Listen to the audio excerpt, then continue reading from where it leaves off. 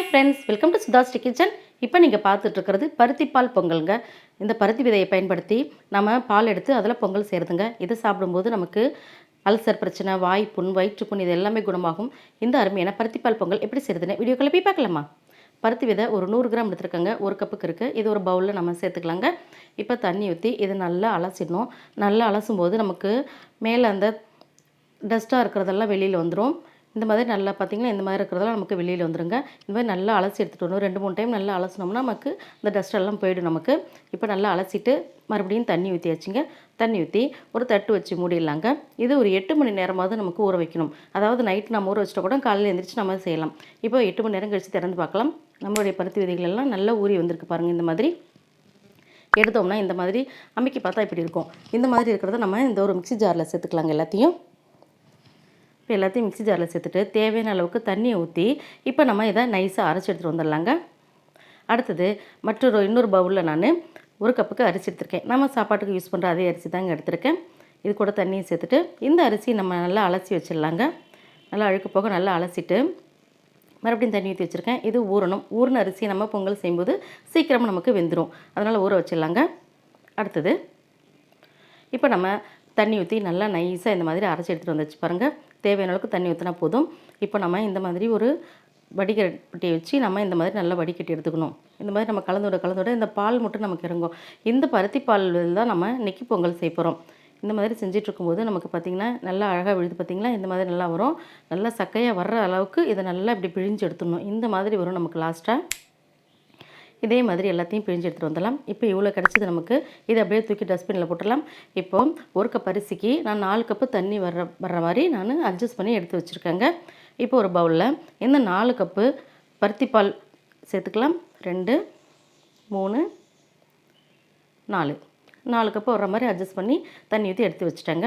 இப்போ இந்த பருத்தி பால் நல்லா கொதித்து வரணும். இந்த மாதிரி நல்லா கொதித்து வந்த பிறகு நம்ம ஊற வச்சுருக்கிற அரிசியை நல்லா தண்ணியெல்லாம் வடிகட்டிட்டு இப்போ இதோட நம்ம சேர்த்துக்கலாங்க.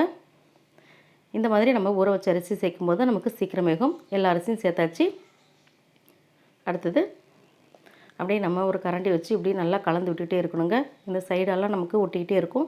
அதெல்லாம் அப்பப்போ நம்ம கலந்து விட்டுக்கிட்டே இருக்கணும். இப்படி கலந்து விட்டுட்டு இந்த பருத்தி பாலில் தான் இந்த பொங்கல் நமக்கு வேக போகுது அரிசி. இப்போ மூடி வச்சிடலாம். இப்போ ஒரு 5 நிமிஷம் கழித்து பார்க்கலாம். அடுத்தது அதுக்குள்ளே நம்ம தேவையான அளவுக்கு இனிப்பு சேர்த்துக்கலாங்க. இப்போ வெல்லம் நான் 1.5 கப் எடுத்திருக்கேன். ஒரு கப் அரிசிக்கு 1.5 கப்பு வெல்லம் எடுத்திருக்கேன். இப்போ வெல்லத்தெல்லாம் அதில் பவுலில் சேர்த்துக்கலாம்.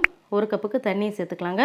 தண்ணியை சேர்த்துட்டு இதை நல்லா சூடாக்கி நம்ம இதை இந்த மாதிரி நல்லா கரைச்சி எடுத்துகிட்டு வந்துடணும். இந்த மாதிரி கரைச்சி எடுத்துகிட்டு வர்றதை நம்ம அதில் ஆட் பண்ண போகிறோம். அடுத்தது இந்த பக்கம் பொங்கல் நமக்கு நல்லா வெந்துக்கிட்டே இருக்குது பார்த்திங்கன்னா. இந்த மாதிரி நமக்கு இந்த பருத்தி பால்லையே இந்த அரிசி இந்த அளவுக்கு வெந்திருக்கு. நம்ம பக்கத்தில் இருந்து கலந்து விட்டுகிட்டே இருக்கலாம். மறுபடியும் மூடி வச்சிடலாங்க. இப்போ ஒரு 15 நிமிஷம் கழித்து பார்த்தோம்னா இந்த மாதிரி நமக்கு இந்த பருத்தி பால்லையே இந்த அரிசி பூரா நல்லா வெந்து வந்துருச்சு பார்த்திங்களா. இந்த மாதிரி நல்லா வெந்து வரணும். இந்த மாதிரி வெந்து வர்ற வரைக்கும் நம்ம பக்கத்தில் இருந்தே நம்ம கலந்து விட்டுகிட்டே இருக்கணுங்க. அடி பிடிச்சிடாமல் பார்த்துக்கணும். நமக்கு இந்த மாதிரி நல்லா கலந்து விட்டால் தான் நமக்கு பொங்கல் எல்லாம் நல்லாயிருக்கும். அரிசியெல்லாம் நமக்கு 1-2 அப்படியே உடஞ்ச மாதிரி இருக்கும். அந்த மாதிரி வர வரைக்கும் நம்ம இப்படி அழுத்தி பார்த்தோம்னாவும் நமக்கு நல்லா வெந்திருக்கிறது தெரியும். இந்த மாதிரி வந்த பிறகு தான் நம்ம வெள்ளைப்பாகு சேர்க்கணும். வெள்ளைப்பாகு முதலே சேர்த்துட்டோம்னா நமக்கு அரிசி வேகாது, சாப்பிட்றதுக்கு நல்லா இருக்க சாஃப்டாக இருக்காது. இப்போ நம்ம எடுத்து வச்சுருக்கிற இந்த வெள்ளை தண்ணியை நம்ம வடிகட்டிடலாம். டஸ்ட் இருந்தாலும் நமக்கு போயிடும். இப்போ இந்த மாதிரி டஸ்ட்டு வந்துருச்சு பார்த்திங்களா. இந்த மாதிரி வெள்ளை தண்ணியை சேர்த்தாச்சு. வெள்ளை தண்ணி சேர்த்தோன்னே ரொம்ப தண்ணியாக இருக்க மாதிரி ஃபீல் இருக்கும். ஆனால் நமக்கு கலந்து விட இந்த வெள்ளை தண்ணி நல்லா இறுகி நல்லா சூப்பராக வந்துடும். நமக்கு சக்கரை பொங்கல் சாப்பிட்ற மாதிரி இருக்கும். பருத்திப்பால் பொங்கலும் சொன்னால் தான் தெரியும். அந்தளவுக்கு ரொம்ப நல்லாவே இருக்கும். எந்த ஒரு டேஸ்ட்டும் வித்தியாசம்லாம் இருக்காது. ரொம்பவே நல்லாயிருக்கும். வாசனைக்கு ஒரு 3 ஏலக்காய் தட்டி போட்டுடலாங்க. ஏலக்காயும் சேர்த்துட்டு நம்ம நல்லா கலந்து விட்டுறணும். இப்படி நம்ம கலந்து விட்டுட்டே இருக்கும்போது சீக்கிரமாக நமக்கு கெட்டி ஆகிடும். அல்சர் பிரச்சனை இருக்கவங்களாம் அடிக்கடி சாப்பிட்லாங்க. ஒரு ஸ்பூனுக்கு நெய் சேர்த்துடலாம். நெய் கூட அதிகமாக சேர்க்க தேவையில்லை. நம்ம டேஸ்ட்டுக்காக தான் சேர்க்குறோம். இப்போ நெய்யும் சேர்த்து நல்லா கலந்துடலாம். ஒரு 15 நிமிஷம் இந்த மாதிரி கலந்துட்டு இருந்தவன் பார்த்திங்கன்னா நமக்கு இந்த மாதிரி நல்லா கெட்டியாக வந்திருக்கு. பார்க்கும்போதே அழகாக இருக்குது பாருங்கள். இப்போ 1/2 கப்புக்கு தேங்காய் துருவல் சேர்த்துக்கலாம். தேங்காய் துருவல் சேர்க்கும்போது இந்த பருத்தி பால் பொங்கல் டேஸ்ட்டு ரொம்பவே சூப்பராக இருக்குதுங்க. இந்த தேங்காயும் சேர்த்துட்டு நம்ம நல்லா கலந்து விட்டுறணும். தேங்காய் சேர்த்து நல்லா கலந்து விடும்போது நமக்கு சீக்கிரமாக இறுகி வர்ற மாதிரி இருக்கும் பார்த்திங்கன்னா. இந்த மாதிரி நல்லா இறுகி வந்துருச்சு பார்த்திங்களா. இந்த மாதிரி வர்ற வரைக்கும் நம்ம அடிபிடிச்சிடாமல் நிதானமாக செய்யணுங்க. இப்போ நெய்யை நல்லா ஹீட் பண்ணி வச்சுருக்கேன். இதில் முந்திரி பருப்பு கொஞ்சம், திராட்சை கொஞ்சம் சேர்த்துக்கலாம். சேர்த்துட்டு இது நல்லா பொரிஞ்சு இந்த மாதிரி வர்ற வரைக்கும் நம்ம வச்சுருந்து இது கூட சேர்த்துக்கலாங்க. சேர்த்துட்டு நல்லா கலந்து விட்டுருங்க. அவ்வளோதாங்க, அருமையான நம்முடைய பருத்திப்பால் பொங்கல் அட்டகாசமாக ரெடி ஆகிடுச்சு. நீங்களும் உங்கள் வீட்டில் ட்ரை பண்ணி பாருங்கள். குழந்தைங்களுக்குலாம் அடிக்கடி செஞ்சு கொடுத்தீங்கன்னா பெரியவங்க சின்னவங்க எல்லாத்துக்கும் உடம்புக்கு ரொம்பவே நல்லதுங்க. அட்டகாசமான நம்மளுடைய பருத்திப்பால் பொங்கல் ரெடி. உங்களுக்கு இந்த பருத்திப்பால் பொங்கல் பிடிச்சிருந்துச்சுன்னா சுதாஸ்ரீ கிச்சனுக்கு சப்ஸ்கிரைப் பண்ணுங்கள், ஃப்ரெண்ட்ஸ் அண்ட் ரிலேட்டிவ்க்கு ஷேர் பண்ணுங்கள், லைக் பண்ணுங்கள், கமெண்ட் பண்ணுங்கள்.